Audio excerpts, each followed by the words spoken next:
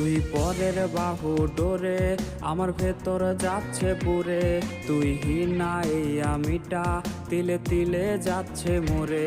আমার পুরুষে পুরুক বুক, তুই কুরারে তোর সুখ, তবু মরার আগেও আমি দেখবো না রে তোর মুখ। আমার মৃত আত্মাটা তোরে ডাকবে একদিন খুব, আমি দেখবো সেদিন তুই ওরে কেমনে রবি চুপ।